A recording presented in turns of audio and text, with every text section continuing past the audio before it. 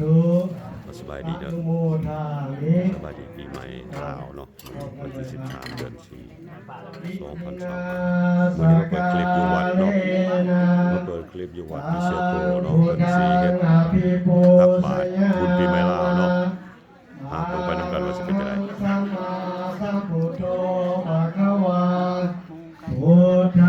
สบายดีปีใหม่เด้อสบายดีปีใหม่เด้ออิมินาสการเรนะตังธัมมังอภิปูชยามะสวากขาโตภะคะวะตาธัมโมธัมมังนามัสสามิ มีต้นมีคันตักบาตรอิมินาสการเรนะตังธัมมังอภิปูชยามะสุปฏิปันโนภะคะวะโตสาวกสังโฆสังฆังนามามินะโมตัสสะภะคะวะโตอะระหะโตสัมมาสัมพุทธัสสะเรียนคันตักบาตรนะโมตัสสะภะคะวะโตอะระหะโตอันนี้มันเจ้าภาพสารวัตรมาซอยกันเด้อสารวัตรเนาะมาเอาบุญเอาศีลปีใหม่บ่แม่นสารวัตรตำรวจได้สารวัตรอยู่วัดเลยเดี๋ยวเขาจะผิดเป็นผู้เฒ่าแล้วนังคัสสามิทุติยามปิพุทธังสรณังคัสสามิทุติยามปิสรณังคัสสามิทุติยามปิสังฆังสรณังคัสสามิตติยามปิพุทธังคัสสามิตติยามปิธัมมังสรณังคัสสามิตติยามปิสังฆังคัสสามิอิติปิโสภะคะวะอะระหังสัมมาสัมพุทโธวิสาจารณสัมโนสุขโตโลกวิทูสบายดีสบายดีปุริสาสบายดีปีใหม่สบายดีปีใหม่มาทุกคนสัทธาเทวามนุสานังพุทโธภะคะวะเป็นอาหารการกินทั้งวัดกายเยนวาจายาวาเจตสวาพุทเทกุกามังภะคะตังมายายังวัดตักบาตรนี่เนาะว่าอาหารการกินมันเยอะๆสบายดีเลยสบายดีปีใหม่อันนี้ผู้สำคัญเรื่องอาหารตอนรับแขกทั้งวัดเนาะ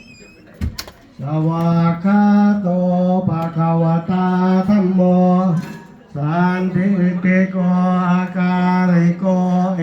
หิปัสสิโกโอปานาญิโกปัจจัตตังทิตาโพเวนโยหิติอาเยนวาจายาวาเจตสวาธัมเมกุกามังภะคะตังมยยังธัมโม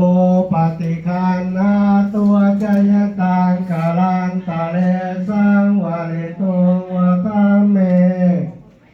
สุปฏิปันโนภะคะวะโตสาวกสังโฆโอสุปฏิปันโนภะคะวะโตสาวกสังโฆญาณปฏิปันโนภะคะวะโตสาวกสังโฆสบายดีสัจจิปฏิปันโนภะคะวะโตสาวกสังโฆ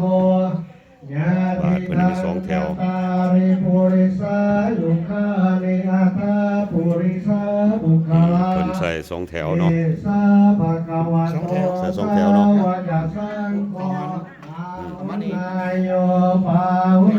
อ้ผู้มาทางนี้ก็มาออกพี่เลยผู้มาทางนี้ก็ออกพุ่นเลยอ๋อโอเคเบิ่งของบุญเนาะกายเยนวาจายาวาเจตสวาสังเคกุกามังภะคะตังมยยังสังโฆปฏิคันหาโต สบายดีปีใหม่เนาะ กาลันตะเลสังวาริสุงวะสังเกอุกาสวานทามิพันเตเกติยังสัพพังสัพพะทาภาเลสุปฏิปิตัง วันนี้ก็เริ่มเป็นเบิ่งคลิปกันตอนพิธีตักบาตรเนาะลงไปนำกันตักบาตรปีใหม่ลาวปี2025 อายุ70 40สุข ไปนำกันทุกคน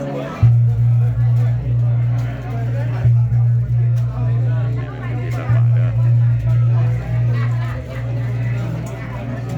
ขอบคุณตักบาตร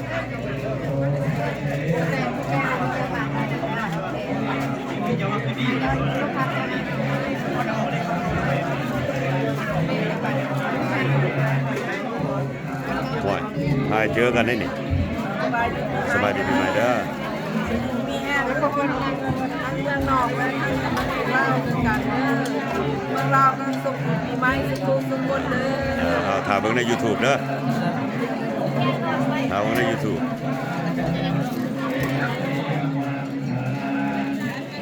พิธีตักบาตรตักบาตรตักบาตรก็คนหลายไปเที่ยวกำลังเริ่มเนาะกำลังเริ่มตักบาตรสบายดีปีใหม่สบายดีปีใหม่นะ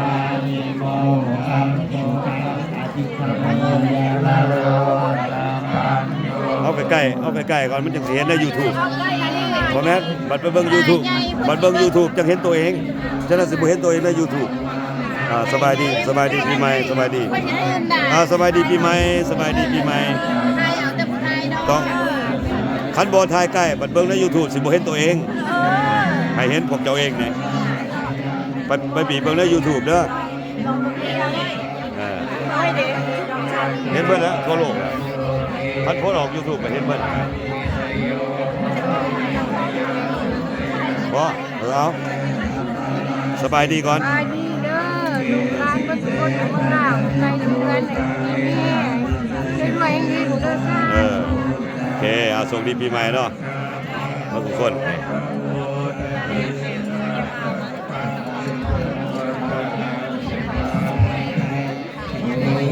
ไปแล้วกันเนาะพิธีตักบาตร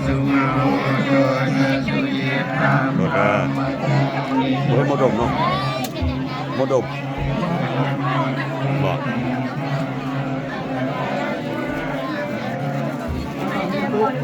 โอ้เกือบสะสบายดีปีใหม่เนาะตักบาตรปีใหม่เนาะบอกแน่วันนี้มาตักบาตรปีใหม่ โอเคให้ทุกคนอยู่ดีมีแห้งมีความสุขความเจริญ โอเค สิ่งใดคอยได้ มาทางนี้เนี่ย โอเคแฮปปี้นิวเยียร์เด้อออก YouTube แล้วอย่าเริ่มเบิ่ง YouTube ล่ะเนี่ยเบาในที่ออก YouTube ให้ แฮปปี้นิวเยียร์เด้อให้อยู่ดีมีแห้งให้ได้รับได้รวยให้กราฟตลอดโอเคส่งดีปีใหม่เนาะอย่าลืมกดเบิ่งอยู่ใน YouTube เด้ออาณาจักรปากเซ่ เอายะ Yes ชักปากซี yeah อย่าลืมอาณาจักรปากเซ่โอเค ที่มาเดิน Put on the อาณาจักรปากเซ่ on YouTube and you see yourself alright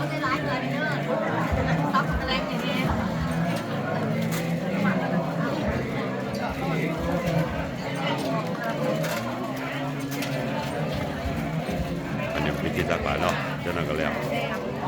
หลังจากพิธีตักบาตรแล้วเจ้านั่นก็มีพิธีสันเข่า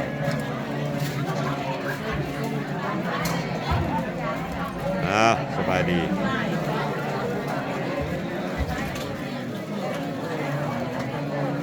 ตักบาตรยิ้มเด้อตักบาตรเด้อ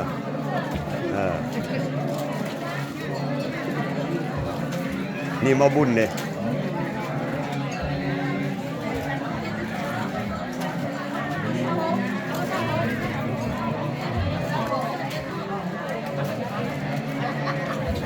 Nice. Beautiful. Yeah, put everything. Yes. Yeah, good.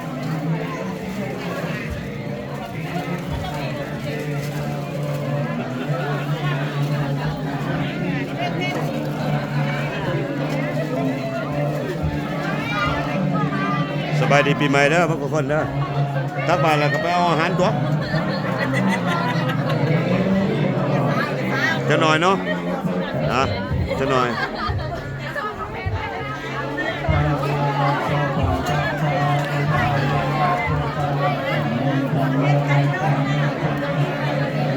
ที่ตักบาตรเป็นกับหมดที่แล้วนะสำนึกก็เนาะจะว่ากันใหม่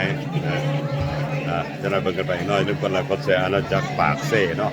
อันนี้เป็นพิธีตักบาตรปีใหม่ลาวปี2025เนาะมื้อนี้เดือน4วันที่13เอาสำนึกก่อนเนาะอย่าลืมสบายดีทุกคนเด้อโอเคจะได้เจอกันอีก